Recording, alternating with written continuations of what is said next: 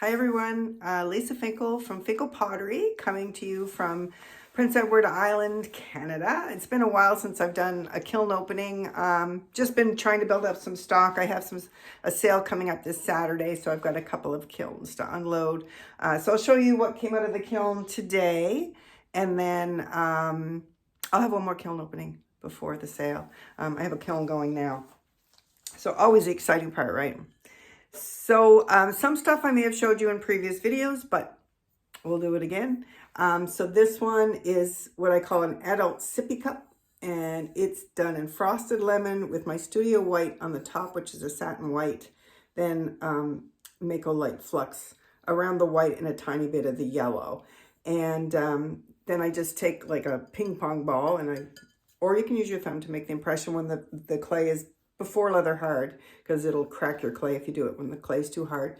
And then just a hole up here for your straw, which is big enough to handle like a bamboo straw or metal straw or whatever people prefer to use them for. So these have been really popular with my customers. And yellow is the surprise standout of the season. I think yellow must be, usually if people start asking for a lot of colors, there might be something in home decor that's matching that, like pink. People are decorating with pink. People are still asking for pink. Black and white was big and continues to be. But anyway, so yellow has been so popular for me lately. Everybody wants yellow. So once again, it's the frosted lemon from mayco and then my studio white in the flux. So I'll show you try not to break the pieces as I'm showing you. So here's another one. So these have 4 finger dimples kitty corner to each other with the handle. And it's cool how the flux brings out pink for some of them and not for others. And some of the frosted lemon gets this pink blush on it, which I really like. It makes it look much more authentic than if it was just perfect yellow. So this is great for people who like to sort of clutch their mug after their coffee cools a little bit, especially in the wintertime when it's colder. Still cold where we are in Atlantic Canada. I keep wanting to wear my spring clothes, but then I get to work and I freeze. So yeah, gonna be in the warm clothes for a little bit longer. So here's another one. This is a biggie. Same glaze combo. This probably holds about 20 ounces. And then I did a couple of soup bowls. So this is Laguna Power Turquoise dipped 1/2, my Studio Blue, which I will have in the comments. The recipe will be in the comments for the Studio Blue. And then Night Moth where they meet, which gives you this really kind of cool deep. It's almost like a deep navy, I'd say, with some black, I think. There's a little bit of black showing there, but there's also kind of a real blue feel to it too. So I've got 2 of those. And then this is just a small serving bowl, so a little bit bigger than those other ones. And continuing to be very popular for me, olive oil pours. So some of them I do with a handle. This one I did with a finger dimple. So if I don't put a handle on it for something that has this shape, which can be really hard to grab sometimes, then the finger dimple really helps when you want to nab it. I think I've got some repeat glaze combos, but oh well. So this one is, I call this my waterfall glaze. So this is just a light green, clear. I use my Studio Clear, and then I just put some mason stains in it to make this kind of light green, but any light green would do, like jade or wasabi from Amaco. Those would work great. And then I would dip my Studio Blue, and then I would cover that with olive float. I love olive float. It's one of my favorite glazes. And then I would just do splotches of flux, light flux.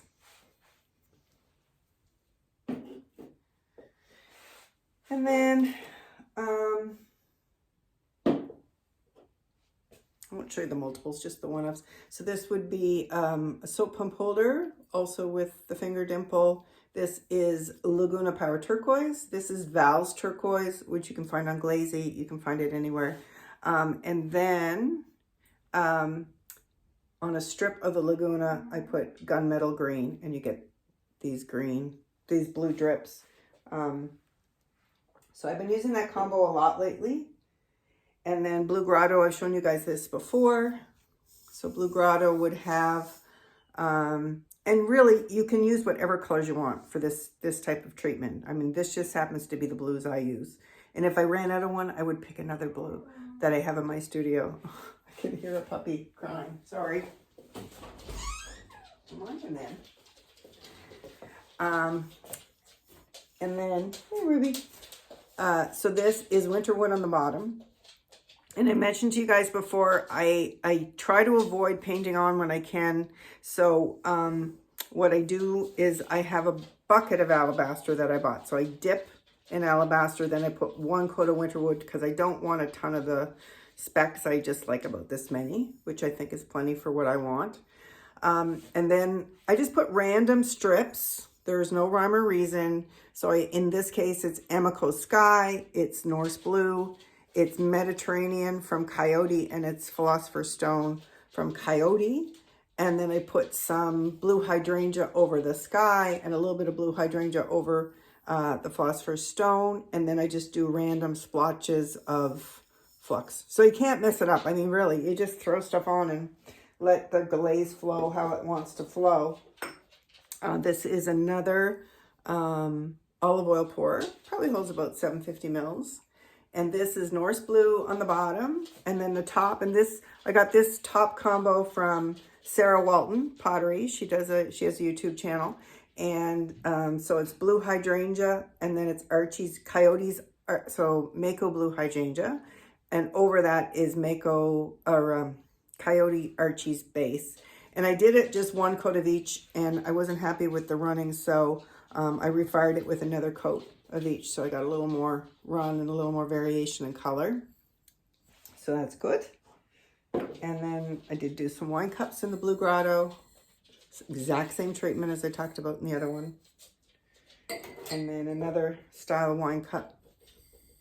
And once again, it's Laguna Power Turquoise. It's Val's turquoise and a strip of gunmetal green on the Power turquoise, not the Val's. Although you could try it and see what happens. Might be really cool.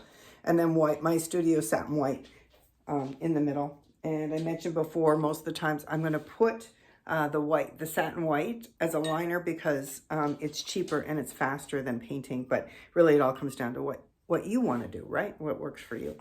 So I do lots of these little bowls with the little wooden spoons, which I just get on Amazon.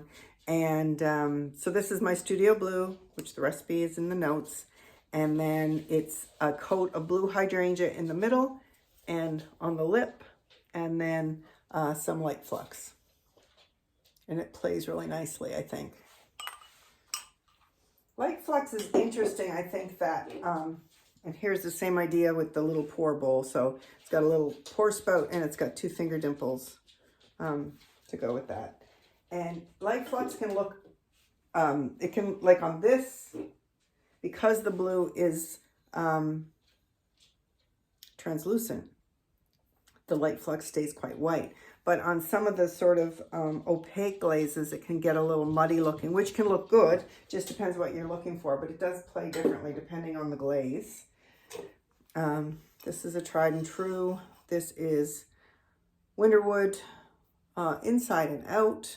So dip in alabaster, then a coat of Winterwood, and then just a single strip, both in and out of Norse Blue, and then a coat of light flux. And I refired it, so got a little drip I'll have to grind off, but that's no biggie. And another little pour bowl, same treatment. This one I played with. I don't know if I love it, maybe. So this is Val's turquoise in the bottom. And then I did a coat of olive float on the rim and inside, not quite meeting the turquoise. And then I covered it all with Coyote Fairy Rose. I think maybe it just needed to run a bit more, so I may refire it. And I'll show you something in a few minutes. I think I'm going to have to try a hotter kiln. Right now I'm using What I'm showing you today is all white stoneware. I don't use porcelain. I use stoneware just because that's what I like to work with. I fired about a cone 5.5, and I used Camille Hoffman's slow cool schedule. So the benefit of the slow cool schedule, of course, is that you don't get nearly the pinholing. It has pretty well just solved my pinholing issue. But some glazes don't like to slow cool, or they really crystallize, and it might not be the look you're going for. And here is a good example of it. So this is Mayco's Copper Jade. And I fired it twice. The first time I thought, well, maybe it was too thin. So I added more glaze and I refired it. And it's still kind of this sagey green. So I'm hoping if someone out there uses Copper Jade, I'm guessing it's because I'm going and I'm slow cooling. Because I did read somewhere that it likes a hot kiln and it likes a fast cool. Probably kind of like ancient copper. So that'll be the next thing for me to try. Is that, and I will try some of my Coyote glazes with that, because my understanding is they can look totally different in a non-slow cool schedule. So this is all Coyote inside. It's quite pretty. It's hard to see from this angle, but it is Coyote hydroscale in the bottom, frosted topaz, like a band of frosted topaz in the middle, and then a band of blue purple Coyote, all Coyotes. And I really love those glazes, and I love how they move. Gunmetal green would have been my favorite though. Oh my gosh, that's a beautiful glaze, and it does such interesting things. So here's just another little pour bowl, and I'm trying to remember. I think this was Val's turquoise, a dip in my studio blue, and then some Archie, a little rim. So studio blue, and then a little rim of Archie's base to try to get some running. And it did get it to run. And here's same idea. This one had a little more blue, but you can see how it burned out a little bit in places. Still really pretty though. Okay, what's next? So exact same glaze I showed you inside the bowl. You can just see it a little better here. So see how crystally that is? But it's really pretty. So I just made my daughter a mug for Easter, and she picked her glazes, and she picked these glazes because she loves this soft look, and she loves the feel because it's like an eggshell feel. It's really, really nice. So this is just a little mini mug. This is a little mug I'm taking with me. I'm going to Greece in a few weeks. And we go there pretty regularly, and we always stay in this one place on this island. And last year, the owner is Dimitri, and we love Dimitri. He's just such a card. Anyway, Greek man. And I brought him a regular size coffee mug as a gift. And he nicely informed me that that coffee mug was way too huge because he drinks Greek coffee. And Greek coffee is kind of like more like espresso size. So this little mug is for Dimitri. On the island of Kufanisia, which is a beautiful, beautiful island. So here's another one, same glaze combo. So basically I would put a strip of hydroscale on the bottom, overlapping some frosted topaz, overlapping some blue purple, and then white inside. The only thing I would say about the Coyote glazes is they're quite expensive compared to some of the other ones. So you have to kind of use them with care, I guess, and try not to waste them. And this is just another little mini mug. And this one is Norse blue, and this is the same treatment. So it is blue hydrangea with Archie's base, and get some nice drippage there, and just the white inside. Unless I say different, you can assume for drinking vessels it's going to be the satin white inside, because typically what I'll do is when I'm getting ready to glaze a lot of pieces, and I do wax, so I'll wax on my bottoms first.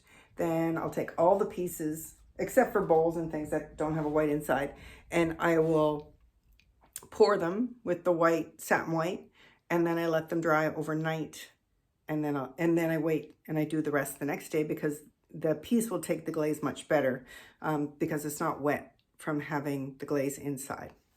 So here's another sippy cup, Norse blue and white.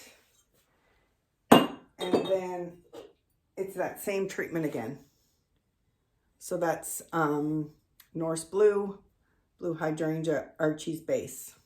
And I think next time I do it, I would probably take it down a little lower. I think I'd like to get a little more of this variation that's happening a little lower on the mug, but it's quite pretty, and it's got 4 finger dimples again around. And another sippy cup in this soft minty green. And then this one is soft minty green, white, studio white. Then over both of them, overlapping, Celadon bloom. Then a strip of mayco light flux here and a strip of mayco light flux there. Uh-oh, I think I have a sneeze coming.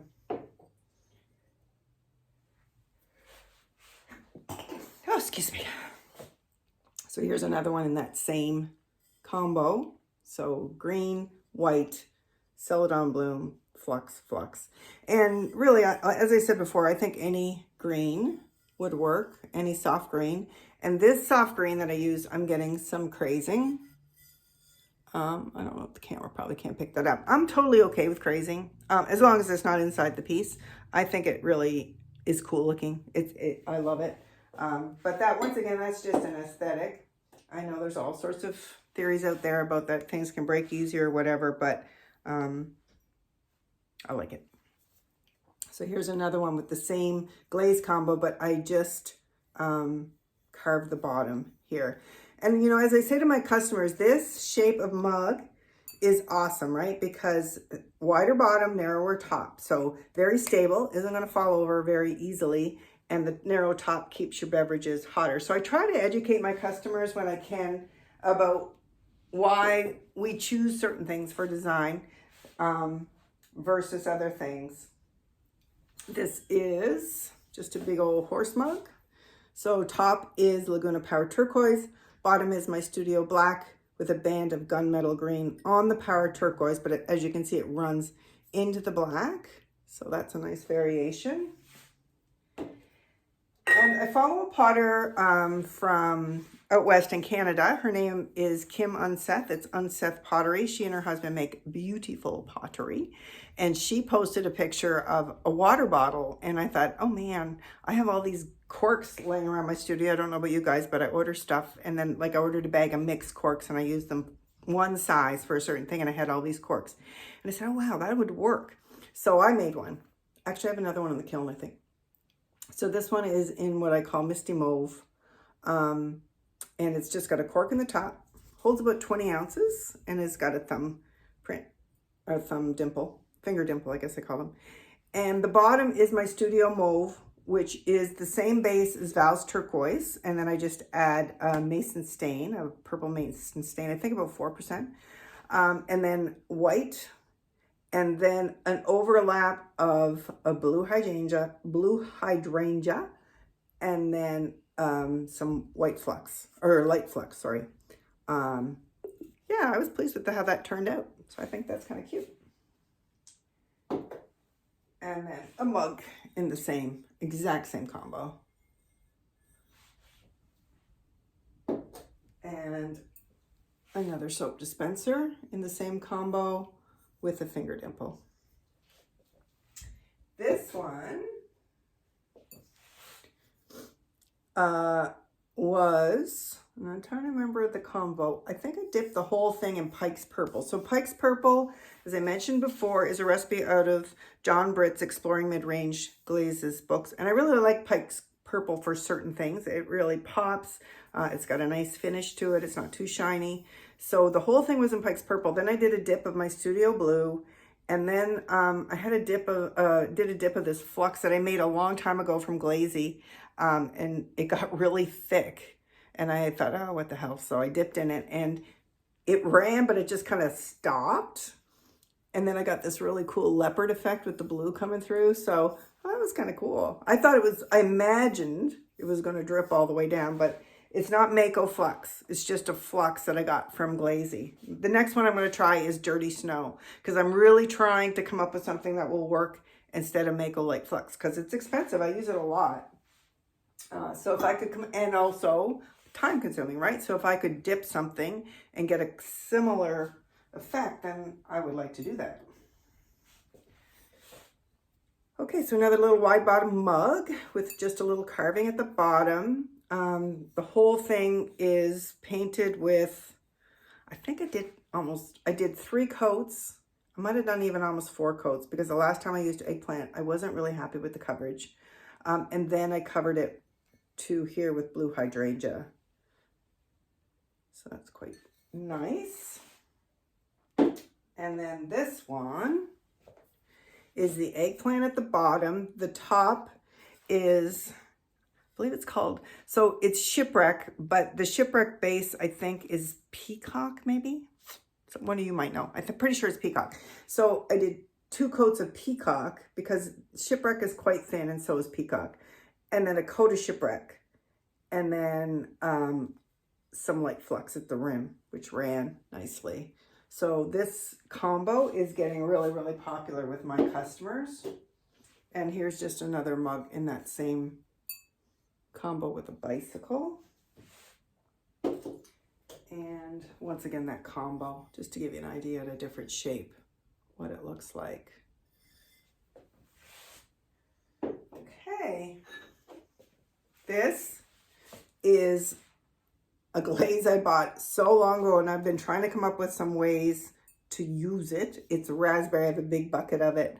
And then it's got gunmetal green on the top. But the gunmetal green didn't do a lot. It's just kind of a shimmery, drippy coat there, but it's kind of pretty. So, and then this one, this is a story. So this one is just the little pour bowl and the bowl dipped in Pike's Purple. And I had first I dipped it into Muku Gold on the rim and then did the whole thing in Pike's Purple because I had read and I had tried it, and sometimes things don't turn out the same the second time you do them. It's supposed to give you like a real leopard effect, but it didn't. It just looked like shit brown, basically. So I just covered it with night moth where the Temuco Gold was and refired, and that looks much better. But it's fun to play and try, right? You don't play, you don't learn. This one kind of turned out cool. It's very vibrant, but it's kind of fun for summer, I think. So the bottom is Coyote Frosted Topaz. Then I put the top, almost meeting the topaz, it's called Jen's Juicy Cool. So it's using copper carb. And it's from John Britt's book. So if you have that book, that is a great, that Jen's Juicy really does some interesting things with glazes. If you put it under Pike's Purple, you get this amazing blue flowy thing. It does a lot of really cool things. And then over the Jen's Juicy and into the topaz a little bit was Coyote Fairy Rose. So that's kind of a really cool effect. Got lots of variation there. This one I do not love, but someone will love it.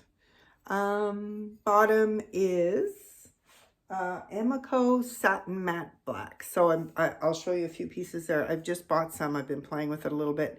Julianne Rush does those amazing mugs for those of you who follow her, and she uses an applicator. So I wanted to try it. So I came up with a piece and I did it, and I'm pretty happy with how it turned out. Anyway, so Satin Matte Black. So I had Satin Matte Black. That was a long story for that, right? Night Moth on the top and almost to the Satin Matte Black, and then Fairy Rose over the whole thing, including a little bit of the Satin Matte Black. And then when it came out, I didn't get much run, so I actually put a little bit of flux and I refired. So that's that. This one is Temuco Gold, Firebrick Red, some flux where they meet. Sometimes that gold is so mustardy, and then sometimes I prefer it when it flecks a little less. But it's hard to control. I'm sure that the fact that I'm slow cooling is affecting that somewhat too. So here is another one of the copper jade. So you can see I didn't get that copper color, which I think would have looked really cool with this piece. I mean, I think it's still nice. It's very earthy, and someone will love it. but it was not the look I was going for, but that's okay. Someone will like it. Someone will give it a home. Here's another one. Same colors, and once again, that was supposed to be copper jade. It is copper jade, but it just didn't turn coppery. But it's so hard for me to show you, but gunmetal green. Look at that. So gunmetal green, deep sienna speckle, copper jade. And of course, I went crazy with copper jade, and I've never used it before. Just so typical of me. Anyway, so here it is. I don't mind it on this one as much. So this is the copper jade, which I think just looks like a sage, toasted sage or something, and then just flux on the top and with the bicycle. So I'm okay with that one. So I talked to you about Julienne Rush and the Amaco satin mats, and I did one. So this is a plaque. I call it the Fabulous Mr. Fox. And I used an applicator. I don't think I have one around to show you, but just a little applicator tubes with the pin in it. If you follow Julienne or go to her site, you'll see her. She demonstrates all the time. So I thought I'm going to try that, and I'm really happy with it. And I see now why she uses an applicator, because even here you can see I was worried it was getting too thick, so I kind of ran my finger to see how thick it was, and just that little bit. So it does need to be really thick. So the applicator puts the glaze on really thick, and it saves you putting, I think you'd have to do like 4 coats if you painted it on, and I do not have the patience for that. As it was, this took a long time, but I love foxes. So it was a labor of love. It's for my deck. I don't think I'm going to sell it, because I don't think I could ever sell it for the hours I put into it, the price. So chartreuse. They have very simple names. I think that's yellow, blue, orange, white, black. Chartreuse is the fanciest name I think they have. And that's the satin white in the background. But it's cool. It's very, it's a very specific look for a piece like that. Very almost folk arty. There's not any variation in the glaze. So it would be for a look that, you know, a specific kind of look you're going for. And then I just did this little to match little candle holder. The last 2 things to show you: butter keeper, and I love Von Smith. I think he does amazing work, and he's so generous in all the things he shares with people, and he has really inspired me when I'm doing jarred pieces to fire them separate. And what a game changer. So, so far I've been good. I haven't had any warping or anything like that. And it's so much smoother for the piece when you don't have that unfinished clay on the rim. And this is in Mayco Frosted Lemon with the white dip again. And then Mayco Light Flux. And this, I posted a picture of this, and the comments are through the roof. So people are liking that. I call it a butter keeper, but really you could use it for whatever you want. And also this, I call this a butter keeper, but really, once again, whatever you want to use it for, right? So this is my little whale that I sculpted. And so the glaze on this, for the whale, the first thing I did, and it's pretty subtle, it's really hard to see it, but I painted it with copper wash. So Mayco copper wash. And then I wiped that back. Then I took Amaco Deep Sea Celadon and Amaco Mixing Clear. Probably 2/3 Deep Sea, 1/3 Mixing Clear, mixed it up and painted the whale, because I didn't want to lose all his detail, and I think it did okay. Then, similar to that mug I showed you, I dipped the bottom in my studio green. That's called Ravenscraig green. It's a pretty simple recipe. It's just Ravenscraig, water, and copper oxide, I think. I can't remember exactly, but it's a pretty simple recipe. Although I say that, but I do calcine the Ravenscraig just to avoid any problems. And that just means I take about half of the Ravenscraig and I put it in the kiln up to about 1,000 degrees, and it burns some of the water off it. So green on the bottom, that was a long story about green, wasn't it? Blue, studio blue on the top, olive float, and random splotches of mayco light flux. So I was pretty happy with that. So that was it for today. Thanks for watching. I really appreciate it. If you have any questions, please don't hesitate to reach out. I think pottery is a sharing community, and I've learned so much from you too and from different artists. So happy to help. And I have another kiln going as we speak. So once that comes out, I think I have some new combos in that I haven't done before. So I'll pop on and show you that. So everyone take care. Thanks for tuning in.